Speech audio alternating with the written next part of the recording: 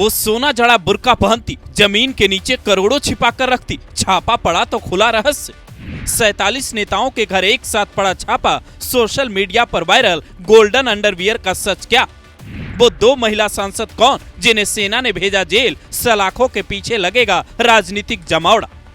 ये तस्वीर एक हसद सैम हना नाम के पत्रकार ने पोस्ट की है, जिसमें एक महिला हिजाब ओढ़े खड़ी दिख रही है और साथ में सोना जड़ा हुआ ऐसा कपड़ा दिख रहा है जिसकी कल्पना भी किसी ने नहीं की होगी। दावा किया जा रहा है ये सामान छापेमारी के दौरान बरामद की गई, जिसकी पड़ताल जब हमने की तो कई चौंकाने वाली जानकारियां सामने आई। सबसे पहली बात ये पता चली, इराक के नए प्रधानमंत्री अली अल जैदी ने भ्रष्टाचार के खिलाफ बड़ी कार्रवाई शुरू करवाई है, जिसके तहत वहां के काउंटर टेररिज्म यूनिट ने एक साथ 47 नेताओं के घर पर छापेमारी की, जिसमें 2 महिला सांसदों के घर की चर्चा सबसे ज्यादा हो रही है। इसमें पहले नंबर पर हैं सांसद या नसीब, जबकि दूसरे नंबर पर हैं महिला सांसद हिंद अल अब्बासी, जिनके घर शुरुआती जांच में तो कुछ नहीं मिला, पर जैसे ही दीवारें तोड़ी गई सोना और रुपया बरसने लगा। छापा मारने वाली टीम को जब शक हुआ तो उसने बुलडोजर से भी हैवी मशीन खुदाई के लिए मंगवाई और जमीन के कई फीट नीचे से भारी मात्रा में सोना और कैश बरामद किया।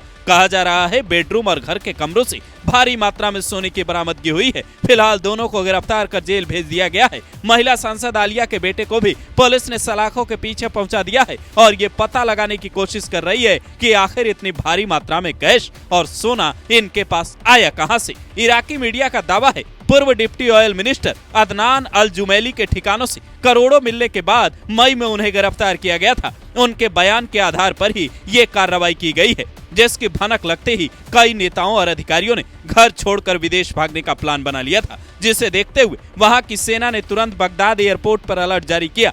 इराक के सबसे सुरक्षित इलाके, जिसे ग्रीन जोन कहा जाता है, वहां के सभी एंट्री और एग्जिट पॉइंट को सील कर दिया गया। उसके बाद कईयों को गिरफ्तार कर सलाखों के पीछे पहुंचा दिया गया। अब तक वायरल तस्वीर की आधिकारिक पुष्टि नहीं हुई है, चूंकि ये पहला मामला है जब इस तरीके की कोई चीज छापेमारी के दौरान मिलने का दावा किया जा रहा है, लेकिन मीडिया रिपोर्ट में आधिकारिक तौर पर इसकी पुष्टि नहीं हुई है। इराक के प्रधानमंत्री एक भ्रष्ट नेता और अधिकारी की पुरानी फाइल ऐसे वक्त में खंगलवा रहे हैं जब ईरान और अमेरिका की लड़ाई लंबे वक्त से चल रही है। इजरायल इस लड़ाई को किसी भी हाल में रोकने को तैयार नहीं है, तो वहीं ट्रंप लगातार ये दोहरा रहे हैं कि हमारी बातचीत हो चुकी है, समझौते की शर्त बन चुकी है। ईरान और इराक के बीच कभी लंबे वक्त तक लड़ाई चली, लेकिन अब इराक दोबारा से अपने देश को मजबूत करने की कोशिश में है और भ्रष्टाचार के खिलाफ लड़ाई भी इसी बात की ओर इशारा कर रही है। लेकिन दूसरी कहानी ये भी है कि इराक के नेताओं ने क्या अपने ही मुल्क को दूसरा पाकिस्तान बनाने के रास्ते पर लाकर खड़ा कर दिया था, या स्थिति उससे भी ज्यादा भयावह थी।